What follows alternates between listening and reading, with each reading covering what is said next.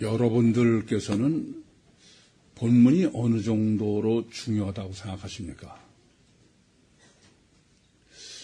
본문의 중요성을 정말 절감하지 못하십니까? 만약에 그러시다면 여러분은 아직은 그리스도인이 아니십니다. 성육신하신 신인 메시아의 정체성과 그리고 그 사역에 대해서 아주 가장 간단 명료하게 정립해 준 것이 누가복음 4장 18절이 아닐까 생각합니다. 주의 성령이 내게 임하셨으니 이는 가난한 자에게 복음을 전하게 하려고 내게 기름을 부으사 나를 보내사 포로된 자에게 자유를 눌린 자에게 다시 보게 함을 전파하며 눌린 자를 자유케 하고 주의 은혜의 해를 전파하게 하려 하심이라. 그리고 이것을 가장 신학적으로 완벽하게 정립해 주신 것이 요한복음 1장 1절부터 18절까지가 아닐까 그렇게 생각합니다. 정말 신인 메시아의 정체성과 그 사역에 관한 신학적 정립은 요한복음 1장 1절부터 18절을 정확하게 정립하지 못하면 그건 신학적 정립이 불가능하다. 그렇게 말씀드려도 과언이 아닐 만큼 정말 절대적으로 중요한 말씀이 바로 요한복음 서론에 해당하는 1절부터 18절이 되겠습니다. 더 기가 막힌 것은 신인 메시아의 정체성을 독생자론으로 그리고 신인 메시아의 사역이요 구원론을 양자론으로 정립해 주신 점은 대단히 정말 놀랍습니다. 이렇게 1절부터 18절까지의 신학적으로 성육신하신 신인 메시아의 정체성과 또 그 사역론을 그야말로 완벽하게 정립해 주셨음에도 불구하고 하나님께서는 신인 메시아의 정체성과 그 사역을 제대로 정립하지 못할 걸 미리 다 아셔서 그래서 바로 앞달락에 19절부터 23절에 내가 그리스도냐? 라는 질문으로 알 수 있듯이 또 신인 메시아의 정체성을 정립해 주셨습니다. 그러니까 신인 메시아의 정체성의 정립이 얼마나 절대적이냐 하면 그걸 그대로 두 번을 이중적으로 해주신 거예요. 그런데도 아직도 신인 메시아의 정체성을 기독교가 모르고 있다, 정립하지 못하고 있다는 건 정말 납득이 되지 않습니다. 그리고 오늘 본문은 내가 어찌하여 침례를 주느냐, 신인 메시아의 사역론입니다. 1절부터 18절에 신학적으로 신인 메시아의 사역론을 분명히 정립해 주셨음에도 불구하고 다시 보충하고 이중적으로 또 하시는 거예요. 그만큼 신인 메시아의 사역론을 기독교가 정립 못할 것을 뻔히 아신 거죠. 참 저는 본문을 보면서 하나님의 전지성에 대해서 놀랄 뿐 아니라 어떻게 이 기독교가 이렇게 될 수밖에 없었을까 하는 점에 대해서 참 가슴 아프게 여기게 됩니다. 이러한 그 중요한 정립을 또 요한복음의 이 방법이 있어서 대단히 놀랍습니다. 그냥 신인 메시아의 정체성이나 또 사역론을 신인 메시아로 정립해 줄 수 있습니다. 그런데 대조법을 쓰신 거예요. 예비자인 침례 요한과 신인 메시아를 대조를 시켜서 예비자는 예비자 되게, 신인 메시아는 신인 메시아 되게 이렇게 아주 명백하게 정립하도록 구성해 놓으신 것이 바로 요한복음. 지금 1절부터 18절까지도 물론이거니와 앞단락과 본단락도 여전히 침례 요한과 신인 메시아의 정체성과 사역을 대비해서 정립함으로 해서 완벽하게 명확하게 정립하도록 그렇게 짜 놓으신 점에 대해서 아주 놀랍습니다.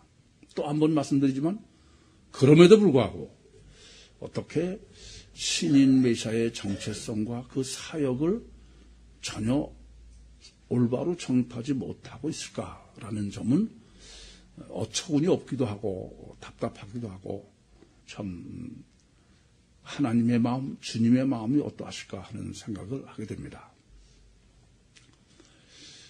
본문은 지금 24절에 시작하면서 저희는 바리새인들이 보낸 자다. 이렇게 바리새인으로부터 시작을 합니다. 성경에서 바리새인이다. 그러면 의뢰 여러분들이 생각하셔야 될 것은 이것도 대접법으로 성경에서 정리하도록 등장시키는 게 바리새인인데 바리새인은 항상 사두개인을 염두에 두셔야 됩니다. 사도행전 23장 8절에 기록하는 것처럼 사두개인은 부활도 없고 영도 없고 천사도 없다는 게 사두개인이고 바리새인은 부활도 있고 영도 있고 천사도 있다. 그래서 바리새인이다. 그러니까 지금 24절에 저희는 바리새인들에게서 보낸 자라. 이 말씀의 바리새인의 의미는 이와 같이 사두개인에 대비된 바리새인. 이 말의 의미는 뭐냐면 바리새인은 그야말로 유일신 신앙의 완전한 사람이다. 라는 자부심을 자기들은 그렇게 확신하고 있는 사람들이고 또 유일신 신앙이란 오직 성경만이 전제이기 때문에 성경이 절대인 사람들이고 또 유일신의 계시와 약속대로 메시아 대망을 신앙의 절대적인 목적으로 삼고 있는 그런 완전한 유대인, 완전한 하나님의 백성 이런 의미가 지금 본문에서 표현하고 있는 바리새인이라는 의미다. 그렇게 먼저 바리새인의 정체성에 대해서 명확하게 정립해 가지고 계셔야 오늘 본문을 올바로 정립할 수 있겠습니다. 그런데 본문에서 말하는 바리새인들은 사실이라고 표현된 건 사실은 바리새인만이 아닙니다. 그것부터 여러분들이 놓치시면 안 돼요. 24절 다시 보시면 저희는 바리새인들에게서 보낸 자라. 그러니까 바리새인이 아니라 지금 바리새인들이 보낸 자예요. 저희라는 건. 그런데 지난번에도 말씀드렸지만 요한복음을 정립하실 때는 시제를 상당히 염두에 두셔야 된다 그랬습니다. 이 저희라는 어떤 사람이냐면은 바리새인이 보내긴 보냈는데 저희다. 그 동사가 미완료입니다. 그러니까는 이 저희라는 사람의 존재, 에이미는 미완료 형태예요. 그러니까 무슨 말씀이냐면은 지금도 아직도 완료되지 않았으니까 지금도 있는 거죠. 그렇기 때문에 이 바리새인으로 저희로 표현되는 바리새인들이라는 의미는 바리새인들만이 아니라 그러니까 사실은 바리새적 율신 신앙을 가진 사람 전체의 대표예요. 그렇게 보시면은 유대교의 대표요, 회교의 대표요, 기독교의 대표입니다. 그런 거지 그냥 바리새인을 지금 말하는 게 아니에요. 그러니까 본문에서 말씀하고 있는 바리새인이란 바리새인 자신을 의미한다기보다 바리새적인 것으로 말씀하고자 하는 것은 현재까지의 유대교, 회교, 기독교 이렇게 먼저 이해하셔야 되겠습니다. 하나 더 생각하실 것은 본문의 목적이 뭘까?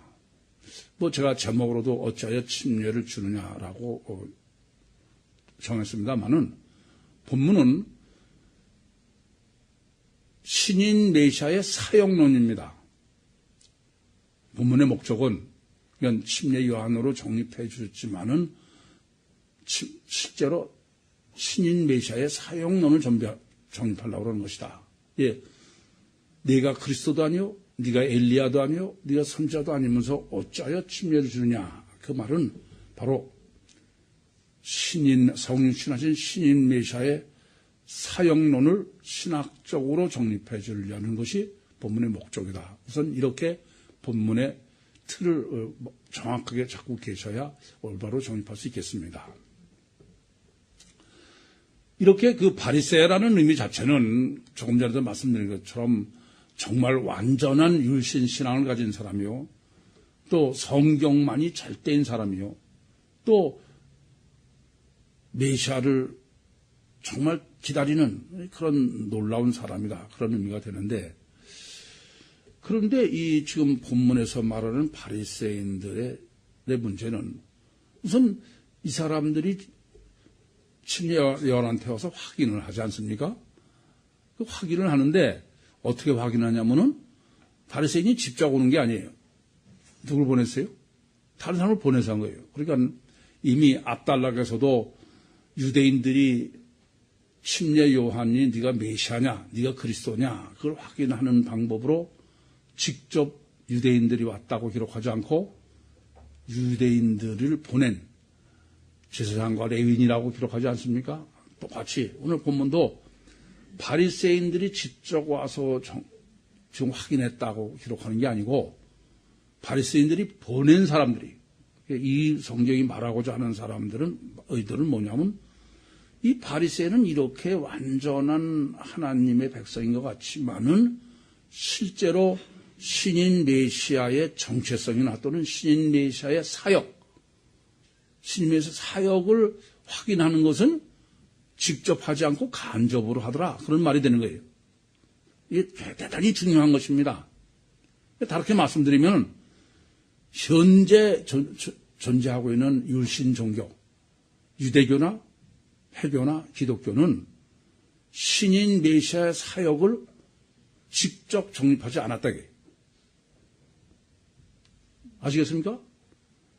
그 말은 무슨 말씀이냐면은 트레디션, 유전이에요. 이게 성경이 절대라고 그렇게 확신하고 있는데도 실제로 신인 메시아 사역의 신학 정립은 유전으로 해요. 전통으로 이어져 내려오는 보수 신학. 그런 거지 성경적이 아니다 그런 말입니다. 겉보기와 전혀 다르다 그런 말이죠.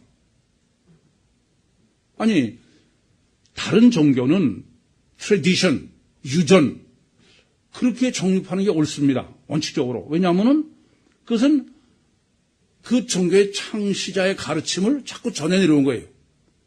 근데 율신 신앙은 전혀 그렇지 않아요. 아예 부동불변의 진리의 캐논, 기준인 성경이 딱 있어요. 그러니까 성경을 직접 정립해야 된다. 그런데 이 사람들은 성경을 직접 정립한 게 아니다. 그 말은 하나님은 예지하셨다고 그랬죠. 현재의 유대교, 해교, 기독교는 다 신인 메시아의 사역론을 직접 정립한 게 아니에요. 간접으로, 유전으로, 성경이 없는 일반 종교식으로 정립해가지고 있는 것이 율신 종교다. 그렇게 지금 본문은 지적하고 있는 것입니다. 뿐만 아니라 지금 이 신인 메시아의 그 사역을 신학적으로 정립하는데 앞달락에서는 마찬가지로 내가 그리스도도 아니요 엘리야도 아니요 선지자도 아니면서 어찌하여 침례를 주느냐. 왜 이걸 반복할 거예요? 앞달락에서 이것을 어떻게 정리해 드렸습니까? 신인 메시아를 자기들이 신학적으로 정립해가지고 당신이 메시아다 아니다 그런 게 아니라 갈팡질팡하고 있다. 그것을 하나님이 말씀하려고 그런 거죠. 마찬가지입니다. 앞에서 이미 정립했으니까 신인 메시아의 정체에 대해서도 갈팡질팡하더니 신인 메시아의 사역에 있어서도 여전히 갈팡질팡한다. 신인 메시아의 정체성이나 신인 메시아의 사역론은 그건 부동불변의 진리인 성경으로 명확하게 정립하고 있어야 돼요. 전혀 흔들릴 수 없는 완전한 정립을 해야만 된다. 그런 말씀이에요. 참 어려운 점이 있습니다. 이 율신신앙은 조금 전에도 말씀드린 것처럼 성경만이 절대적 기준이어야 돼요. 근데 인간이 말은 자기 생각은 성경이라고 하면서 육적 본능, 더군다나 인간은 영적 존재이기 때문에 지 마음대로 보고 지 마음대로 듣는 거예요. 제가 이 말씀을 계속 강조해서 드리는 것은 여러분이 신인 메시아 정체성이나 또는 율신 신앙을 정립함에 있어서는 원칙적으로 아무 말도 들으면 안 돼요. 성경을 가지고 이게 과연 맞느냐? 그렇게 해서 진리를 정립해야 됩니다. 오직 성령의 역사로만 해야 되겠다. 그런 각오가 있어야 돼. 서로 제가 완벽하게 정립해서 전한다 하더라도 사실은 다 자기 마음대로 듣는 거예요. 그러니까 이 사람들은 바리새로 대표되는 율신 종교인 유대교나 회교나 기독교는 정말 완전한 율신 신앙처럼 보이지만 오직 성경적인 것으로 보이지만 실제로는 전혀 율신 신인 메시아의 사역론도 성경적으로 정립하지 못하고 있다. 갈팡질팡하고 있다고 합니다. 따라서 본문이 지금 말씀하고 있는 바리새적인 율신 종교는 자기들은 다 확실하게 자기는 하나님의 백성이라고 자신하고 있지만 실제로는 하나님의 백성이 아니다 이겁니다. 아담의 후손이지 하나님의 백성이 아니다. 그런 말씀이 되는 것입니다. 그러니까 간접적으로 확인한다는 말은 결국 가시적 결과만이 기준일 수밖에 없고 육적인 것이지 그건 직접일 수가 없어요. 가시적 결과하고 간접으로 한 게 어떻게 실제일 수 있습니까? 지난번에도 말씀드렸지만 이건 절대로 간접적인 것은 그건 전혀 신뢰할 수가 없는 거예요. 제가 영성 세미나를 인도하고 나서도 이걸 다 녹음해서 드릴 테니까 그걸 가지고 성경을 펴놓고선 직접 확인하시오. 그러지 않고는 그건 아무 소용이 없다. 여러분 중에는 얼마나 그것을 실제로 그 작업을 해보는지 잘 모르겠습니다만은 이 점은 아주 깊이 고민하셔야 돼요. 왜냐하면은 신앙은 남의 문제가 아니에요. 남을 위해서 하는 게 아닙니다. 내 문제예요. 나를 위해서 하는 거예요. 그것을 간접적으로 누가 이렇게 하더라. 그렇게 해서는 안 되는 겁니다. 서로 그것이 진리라 할지라도 내가 확인해야 돼. 그리고 갈팡질팡한다는 말은 이게 맞나? 네가 무슨 너 그리스도냐? 엘리야냐? 그 선지자냐? 이런다는 말은 다 짐작하는 거예요. 확실한 게 아니에요. 이게 문제인 것입니다. 저는요, 조금 전에도 말씀드렸지만 이 율신 신앙은 남의 문제가 아니고 내 문제예요. 예? 그리고 영생의 문제야, 이건. 근데 이걸 무슨 그냥 남의 것 취급하듯이 그렇게 해서 될 수 있는 게 아니에요. 그래서 제가 가끔 그렇게 말씀드리죠. 내가 내 영혼을 사랑하지 않으면은 하나님도 사랑하시지 않으세요? 내가 나를 안 사랑하는데 무슨 하나님이 사랑하셔? 정말 내 영혼을 사랑하시면은 이건 절대로 간접으로 될 수 있는 일이 아니라는 점을 잊지 마세요. 뿐만 아니라 이러한 본능은 전부 자기 중심이에요. 자기가 기준이 돼가지고 말은 하나님이지만 이게 철저한 아담 후손의 속성입니다. 그러니까 지금 본문은 겉보기는 바리새는 그 완전한 유대인이요, 완전한 하나님의 백성이요, 완전한 율신 신앙을 가진 사람들로 보이지만 실제로는 전혀 아니다. 아담의 후손의 다름 아닌 이방인이 아니지 전혀 아니다는 거예요. 그러면서도 문제는 이 율신에 관한 하는 다 배타적 자부심을 가지고 있어요. 이게 굉장히 문제입니다. 성경 자체는 분명히 배타적으로 기록되어 있습니다. 왜냐하면은 유신신앙이 어떤 겁니까? 전혀 보이지 않는 초월적인 하나님과 나와의 관계. 근데 그것은 무슨 인본적인 다른 거는 있을 수가 없어요. 그것은 필연적으로 배타적일 수밖에 없습니다. 그러니까 그런 배타적인 것만 배워가지고 그러고선 실제는 거리가 먼 걸 가지고도 자기만이 확신을 가지고 있는 배타성이 있는 거야.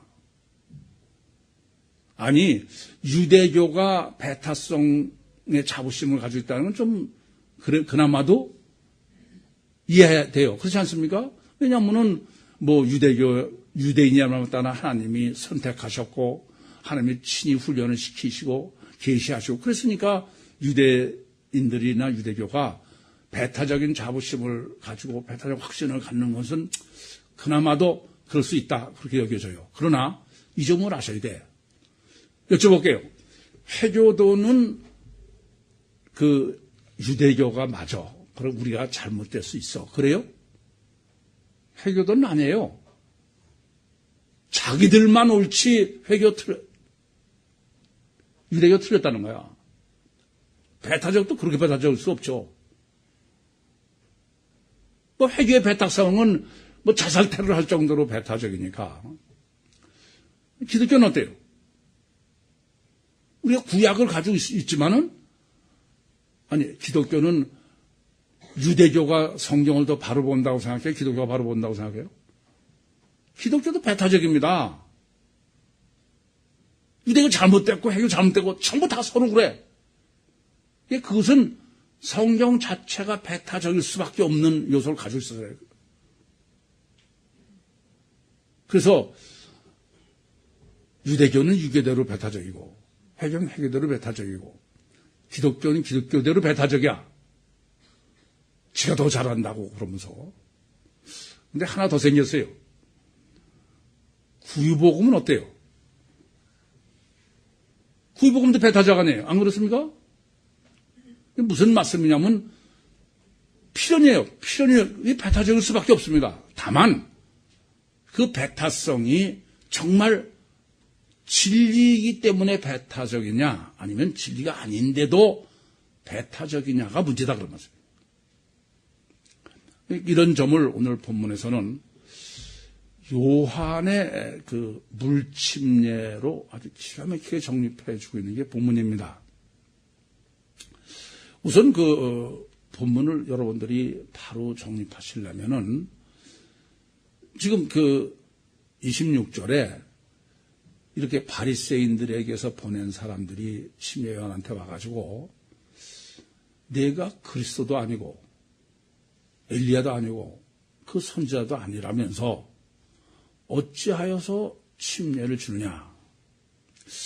요것을 얼마나 정확하게 여러분들이 해석하느냐. 이걸 정확하게 해석하지 못하면 본문은 올바로 해석할 수 없습니다. 그럼 여쭤볼게요. 지금 이렇게 어찌하여 네가 침례를 주냐라고 질문하는 의도는 어떤 겁니까? 왜 이런 질문을 할까요? 무슨 의미예요? 제가 그 주석을 아무리 봐도 이 질문을 어떤 의미로 했느냐를 전혀 모르고 있어. 나 참 한심해. 이 본문 누구나 그냥 문맥으로 다 아는 건데. 여러분들은 어떻게, 지금, 네가 그리스도도 아니오. 네가 엘리야도 아니오. 네가 그 선지자도 아닌데, 어찌하여서 침례를 주느냐. 이렇게 질문하는 의미는 뭡니까? 네? 제가 아까 집에, 교회 오면서 우리 가족한테 질문해봤어. 근데 비슷하게는 얘기를 하는데 정확하게는 얘기를 못해. 그럼 안 돼요. 이 요한복음은 여러 번 말씀드렸습니다만 아주 이런 영적으로 정립하려면 정확하게 됩니다. 여러분 다 속으로 어떻게 생각하고 계신지 모르겠는데 지금 이런 얘기입니다. 지금 침례한테 네가 어찌하여 침례를 주느냐. 그 말은 침례는 누구만 줄 수 있다는 거예요. 예? 지금 이 바리새 이 유대인들이 질문하는 거는 물침례는 신인 메시아만 줄 수 있는 건데 너는 메시아가 아니라고 하면서 어찌해서 물침례를 주느냐. 그 얘기 아닙니까? 그래 안 그래요? 그러니까 먼저 아셔야 될 것은 이 바리새인들로 표현된 유대교, 회교의 기독교의 믿음이요 신학은 뭐냐면 물침례는 신인 메시아만 줄 수 있는 거다. 이해되시죠? 그런 거지 신인 메시아가 아닌 사람은 줄 수 없는 거다 그런 얘기입니다. 명확합니까? 이제 이 점은 명확합니까? 하나 더 질문이 있습니다. 그러면은 이렇게 물침례를 신인 메시아만 줄 수 있다는 것은 어떤 의미입니까? 왜 물침례는 신인 메시아만 줄 수 있다고 여길까요? 왜? 네? 왜 물침례를 신인 메시아만 줄 수 있는 거지 당신 인간은 줄 수 없다게? 뭐라고요? 맞아요. 무슨 말이냐면은 물침례를 메시아만 줄 수 있다는 말은 물침례를 뭐로 해석한 거예요? 이해한 거예요? 죄 사함으로 해석한 겁니다. 명확히 아셔야 될 것은 그 죄를 사할 수 있는 건 하나님만 할 수 있지 인간은 할 수 없어요. 그러니까 만약에 물침례가 죄 사함을 받게 하는 침례 같으면은 그러면 그것은 침례 요한은 물침례를 주면 안 됩니다. 아니 침례 요한이 하나님이에요? 그러니까 물침례를 죄 사함이라는 의미로 침례 요한이 침례를 줬다고 그러면은 그건 하면 안 되는 거예요. 그러니까 지금 유대인들은 바리새인들은 물침례를 뭘 해석했냐면 죄 사함으로 해석하고 신인 메시아의 사역은 죄 사함으로 해석한 거예요. 이해되십니까? 무슨 말씀인지? 이것은 회교도 유대교도 기독교도 똑같아요. 지금 기독교가 성육신하신 신인 메시아의 사역을 뭘로 해석해요? 죄 사함. 예수의 보혈의 피로 우리의 죄를 깨끗이 씻는다. 그게 신인 메시아 대망의 유대인도 바로 의의 메시아를 기다리고 있고 회교도 똑같아요. 죄가 문제고 의가 문제고 대단히 중요한 문제예요. 따라서 이 바리새로 대표되는 유신 모든 종교는 바로 성육신하신 신인 메시아는 사역은 뭐다? 죄 사함을 위한 사역이에요. 그러니까 심례로 해석하는 게 아니라 뭐로 해석하는 거예요? 그럼 세례입니다. 세례. 세례는 뭐가 세례입니까? 세례는 예수 피로 우리 죄를 씻는 게 세례라는 건 씻을 세자예요. 침례는 담글 침자고. 이해되시죠? 무슨 말씀인지? 그러니까 바리새인들로 대표되는 유대교, 회교, 기독교의 물침례의 신학은 세례 신학이지 침례 신학이 아니다. 다르게 말씀드리면 성육신하신 신인 메시아의 사역은 세례, 죄 사함을, 죄를 씻기 위한 사역, 세례의 사역이지 침례 사역이 아니다 그런 말입니다. 그러니까 죄 사함을 얻는 침례가 죄 사함을 얻기 위한 거라면 그건 침례하는 줄 수 없는 거예요.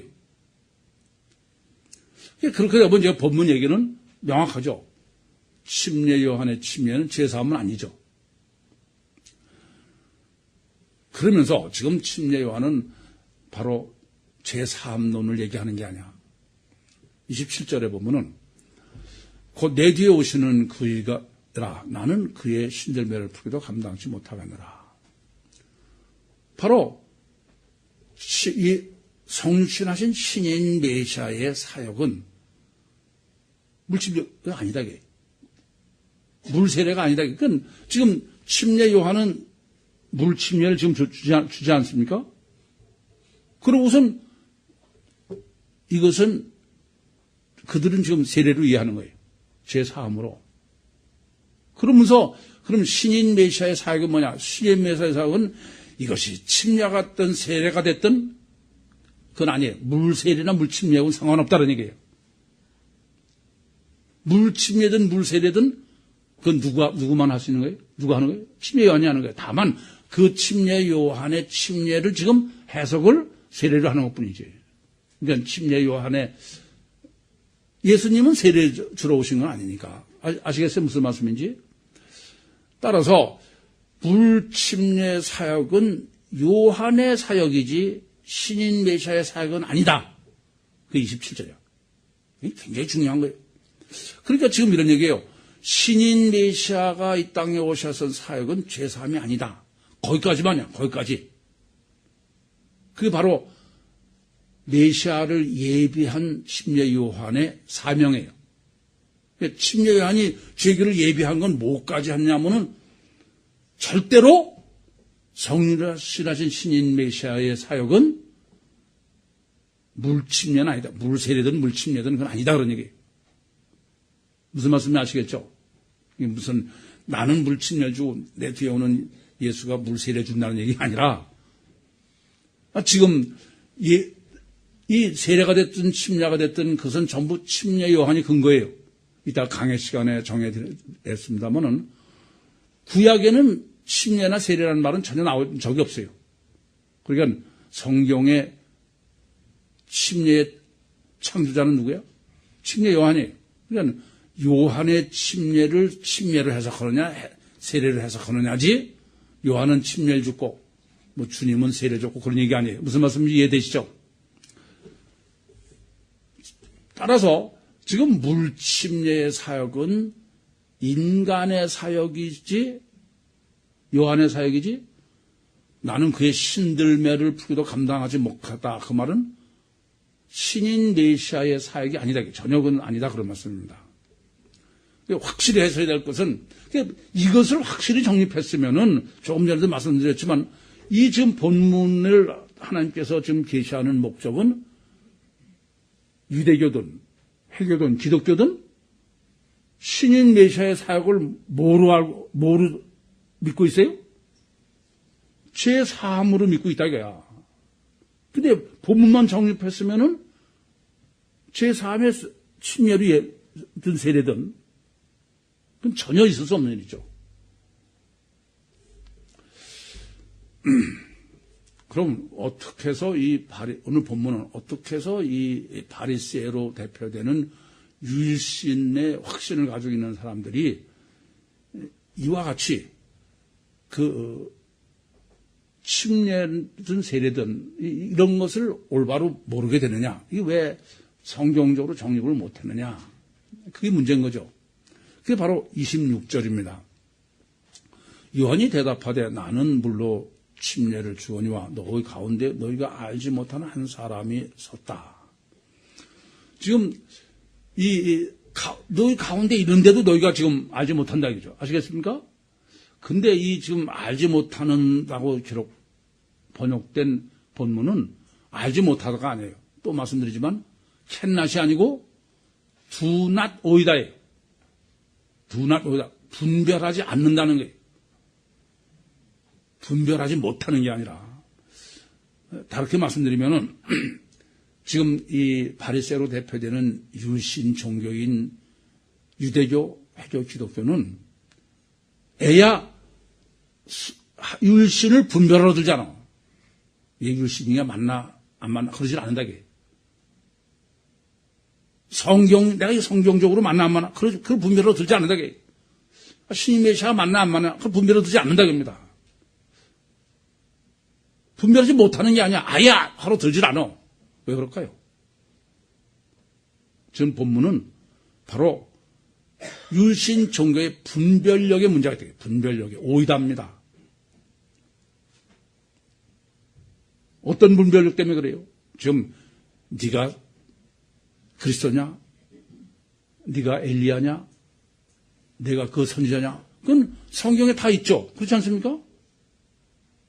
갈팔징파한다고 그랬죠? 그건 무슨 말씀이냐 하면은 지금 바리새로 대표되는 율신 종교의 문제는 전부 코끼리 다리시락이야. 그러니까 어디 보면 그리스도, 어디 보면 엘리야, 어디 보면 그 선지자. 이해됩니까? 지금 본문에서 지적하는 것은 이 바리새로 대표되는 율신 종교의 신학은 제가 표현대로 성경 전체를 모순 없는 통일성을 견지한 코끼리 신학이 아니라 다리 신학이에요.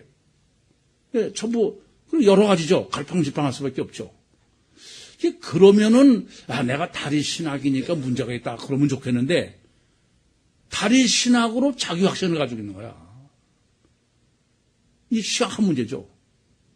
영적으로 고착이다. 제가 그렇게 말씀드리는 건데. 그러니까 이런 문제는 마이동풍이다. 그런 문제가 되는 거야. 아니, 지금 다리는 다리로 봐야 돼. 근데 다리를 코끼리로 보는 거죠. 그러면서 배타적 확신을 가지고 있는 거예요. 이게 참 무섭습니다. 의심을 하러 들지 않아. 아니, 우리가 잘 아는 얘기입니다. 성경은 제가 여러 번 말씀드렸지만 성경 한 권에는 뭐 유치원생 것도 있고 초등학교, 중학교, 고등학교, 대학교 그게 다 한 권에 있는 거야. 그걸 점진적 계시라 그러지 않습니까? 그런데 코끼리 다리 신학은 어떠냐면 유치원 거 가지고 대학생까지 다 유치원 게 맞다 이러는 사람들이죠. 실제 그렇지 않습니까? 성경은 예정론을 계시하지 않은 게 아니에요. 계시했어요. 근데 성경 전체가 예정이라는 거야. 의지론도 마찬가지입니다. 그래서 늘 말씀드리지만 성경을 창세기 1장 1절부터 계시록 22장 21절까지 모순 없는 코끼리를 고민하지 않고는 그건 아무 소용이 없어요. 부분적으로 다 맞죠.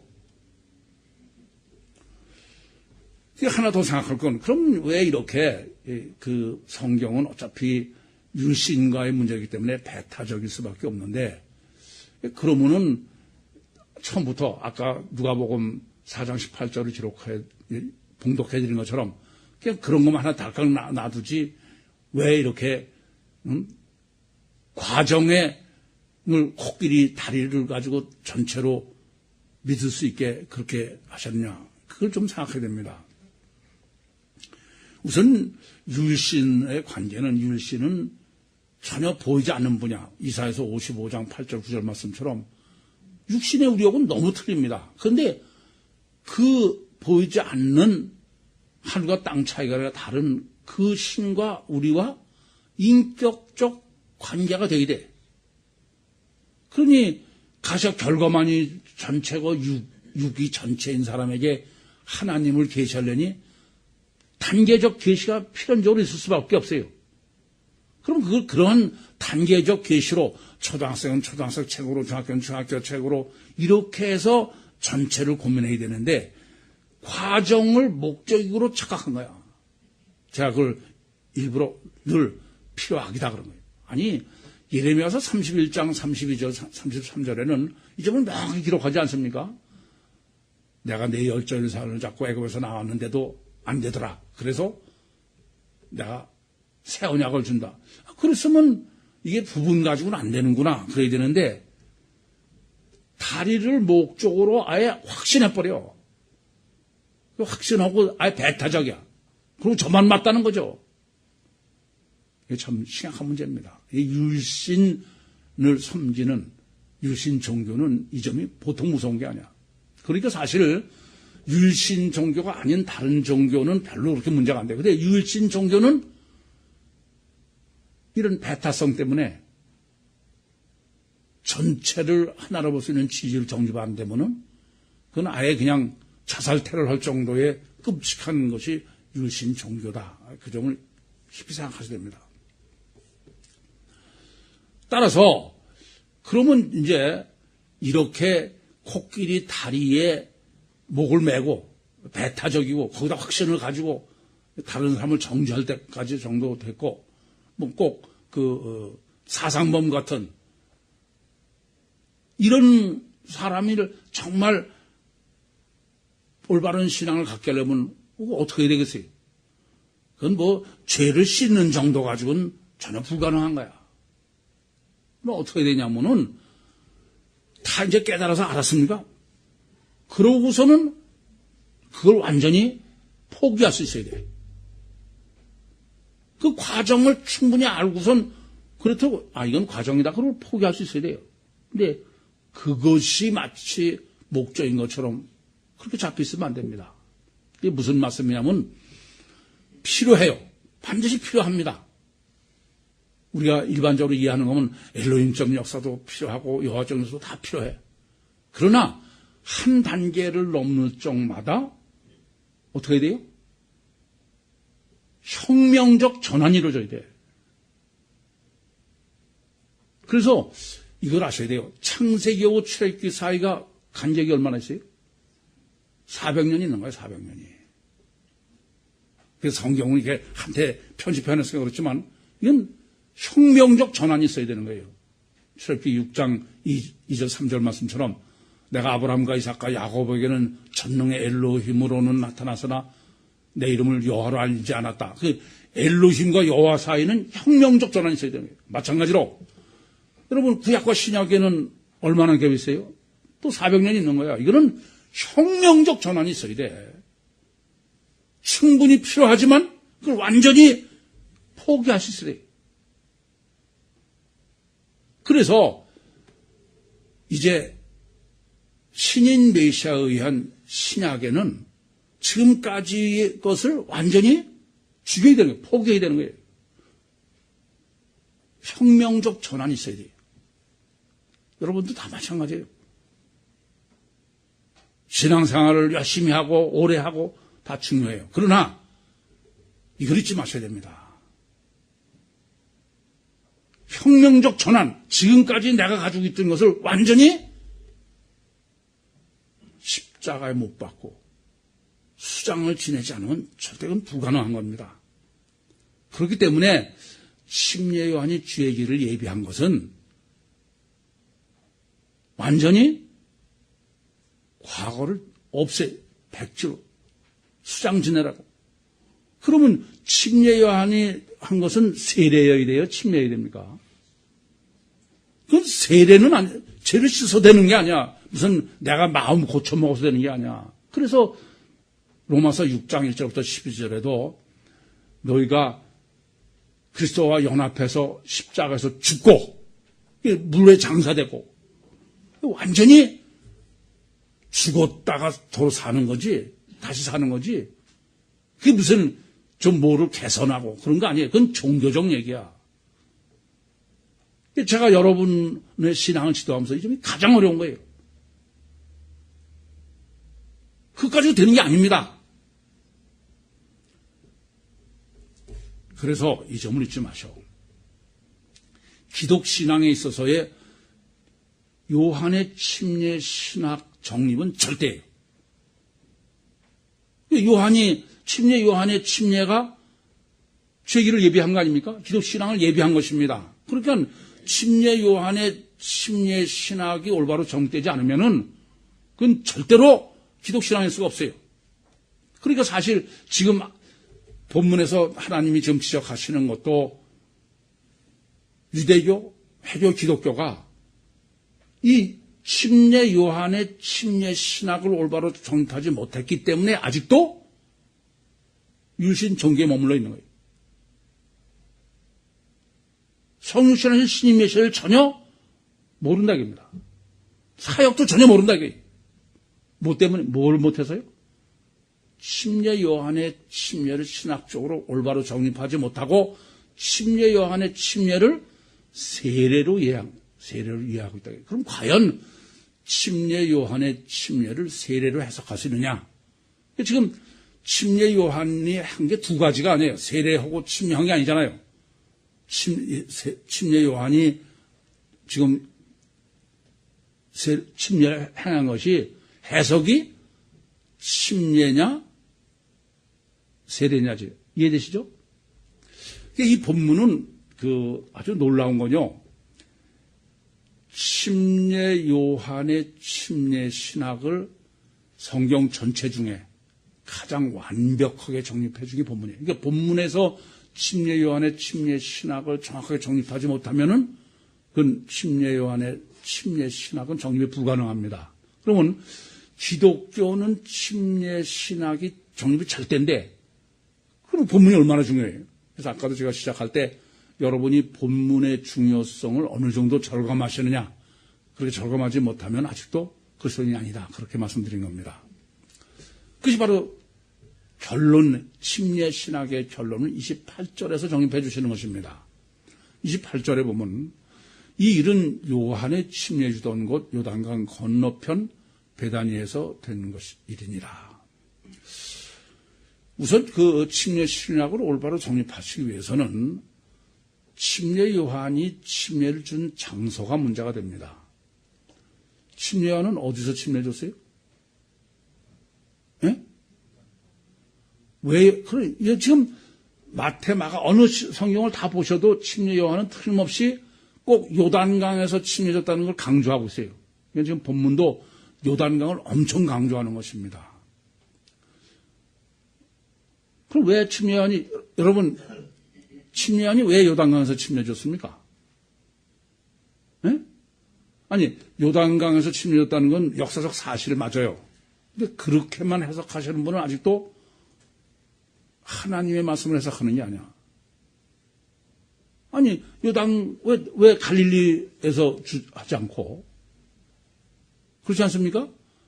그 침례교인 교회는 이 예배당에다가 침례탕을 해놔. 침례탕에다 하지 않고. 엄청 이 요단강의 침례라는 게 절대로 중요한 거야. 근데 제가 성주순례 가보니까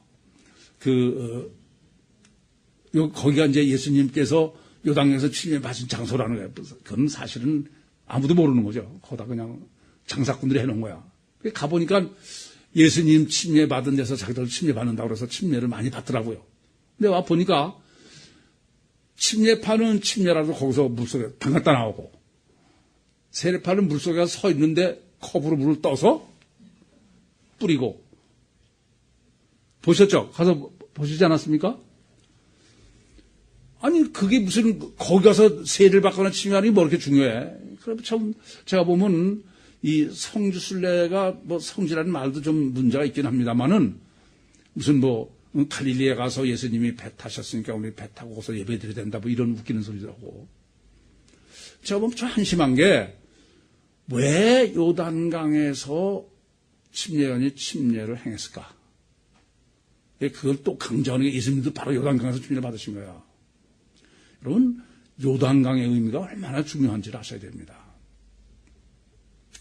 두 번째는, 그런데 하여튼 요단강에서 침례를 줬다는 건 아무도 주목하지 않아. 그러니까 침례 신학을 정립할 수 없죠.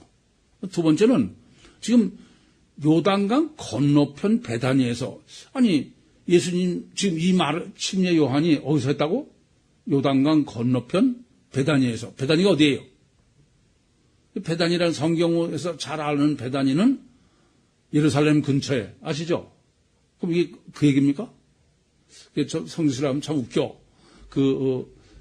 여기가 베다니다 그래요. 그런 베다니가 한 군데 어디 있냐면은 여리고 맞은편에 그것은 이제 요단강 동쪽이죠. 거기다 베다니다. 그럼 우선 또 거기다 장사꾼들이 해. 우선 이 침례 신학을 정립하는 데는 두 가지가 절대예요. 하나는 요단강이라는 점입니다. 아시겠습니까? 두 번째는 요단강 건너편이에요. 여러분들 성경 읽으시면서 왜 성경은, 아니, 이러면 정확해요. 지점이 어딘지 알잖아요. 요단강 동편 또는 요단강 서편 그런데 아니 늘 이렇게 얘기해 요단강 건너. 그럼 도대체 이게 요단강 서쪽이라는 거예요, 동쪽이라는 거예요. 이따 강의 시간에 우리가 찾아보겠습니다만은 구약도 신약도 다 마찬가지예요. 요단강 동쪽 서쪽을 얘기 안 하고 꼭 요단강 건너편이라는 거예요.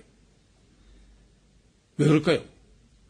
성경은 요단강 동쪽 서쪽이 중요한 게 아니야. 성경은 요단강 동쪽에서 요단강 서쪽으로 건너온 게 문제야. 그게 왜 이렇게 문제냐? 그게 보통 중요한 게 아니에요. 뭘 보면 아냐? 모세가 신명기를 이제 이스라엘 백성에게 설명할 때 어디서 했어요? 어디서 했습니까? 그 여리고 맞은편에서 요단강 바로 얼마 안 돼요. 여리고 맞은편 요단강 동쪽에서 한 겁니다. 요단강 거기 가보면 조금해. 그냥 걸어 건너와도 돼. 사실 물 없을 때는. 그런데 모세는 거기 와서 그렇게 신명기를 다 그냥 설교하고 그러고도 끝내 요단강을 건너오지 못하고 하나님 안 된다는 거야. 너 요단강 못 건너간다고 해요. 그래서 느부산에 죽어. 그럼 이 성경이 강조하는 것은 요단강을 걷는다는 문제가 그냥 걷는 게 아니에요. 이 바로 요단강은 창세기 50장서부터 요단강을 건너는 것을 강조하는 것은 바로 요한의 침례를 지금 정립해 주기 위해서야. 그럼 요단에서 왜 침례를 주고 요단을 걷는다는 게 왜 이렇게 중요하냐? 우선 아셔야 될 것은 요단을 건너편이라는 건 동에서 서쪽이에요. 이스라엘이 걷는 것이죠. 조금 전에도 모세는 못 건넌다고 그랬죠. 그럼 왜 이게 문제가 되냐?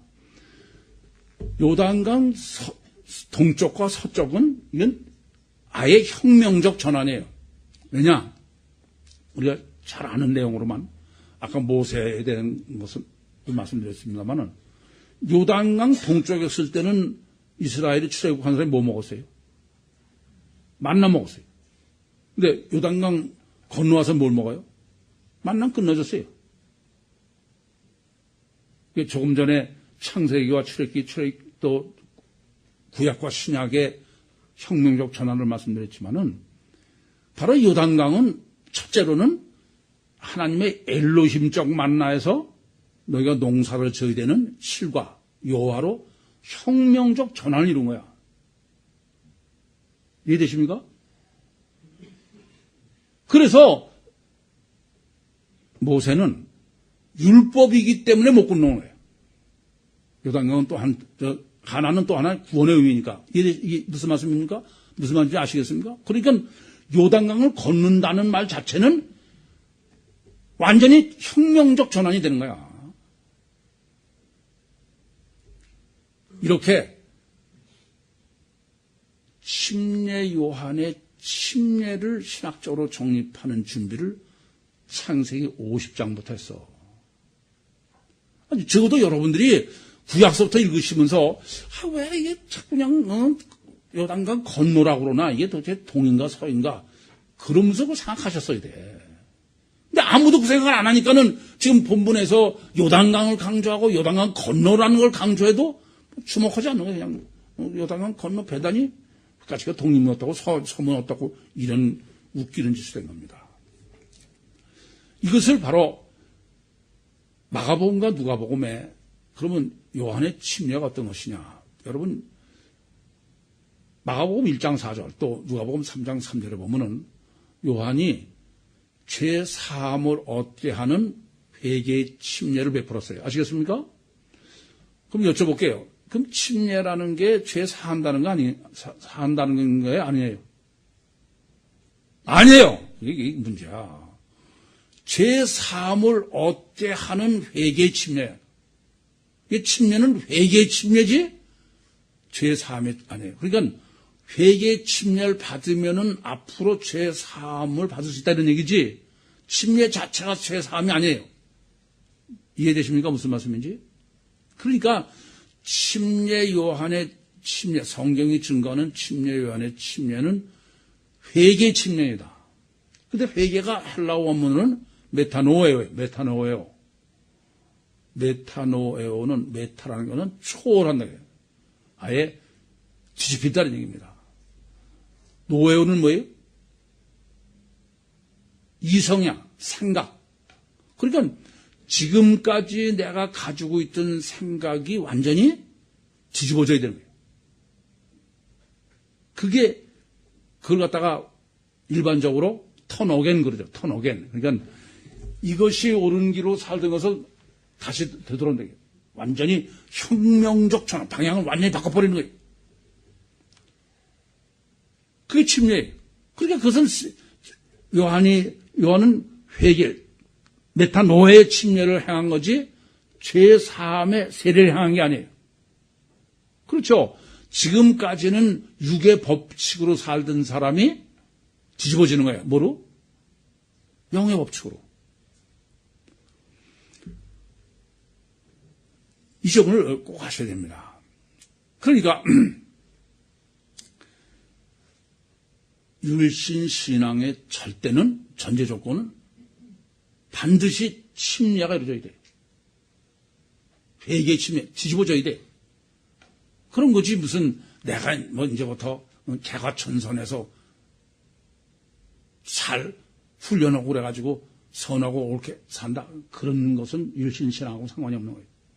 율신 종교 얘기죠. 이해되십니까?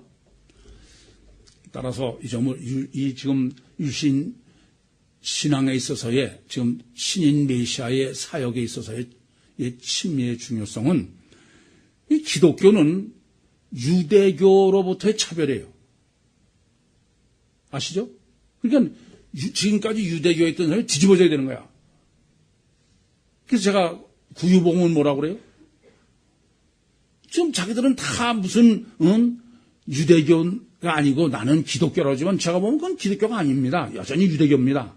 유신 종교입니다. 그러니까 우리는 구유복음으로 되려면은 바로 유대교, 피복음으로부터 차별이야. 이 기독교는 절대로 이방인으로부터 차별이 아니에요. 이게 침례 요한의 침례를 세례로 해석하면은 기독교는 뭐가 돼요? 죄 사함을 받아야 되는 문제이기 때문에 이방 죄인이 예수표로 죄 사함 받아서 기독교인이 되는 거예요. 그러나 요한의 그것을 침례로 해석하면은 율신 종교가 뒤집어져야 돼. 메타노예요.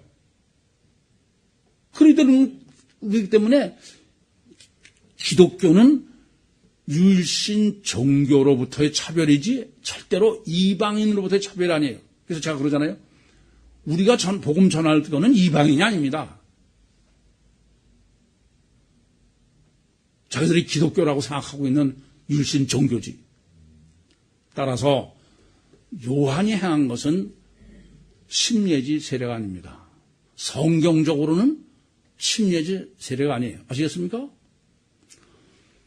그런데 이 혁명적 전환이 물침례가 절대인 것은 왜 그러냐? 우리는 육신을 입은 육신으로서의 아담 후손이에요. 제가 지금까지 정리해드린 것처럼 우리는 마귀의 DNA를 받은 마귀의 자녀입니다. 그런 육신의 인간이 바로 기독신앙은 하나님의 자녀로 바뀌는 거예요. 이 점을 명확히 아셔야 됩니다. 제가 보면 참 답답한 게 기독신앙은 훌륭한 사람이 되는 게 아니에요. 뭐로 바뀌는 거예요? 하나님의 자녀로 바뀌는 겁니다. 그래서 기독신앙에서의 구원을 뭐라고 그러냐면은 다시 태어나다. 거듭났다는 거예요. 중생이라는 거예요.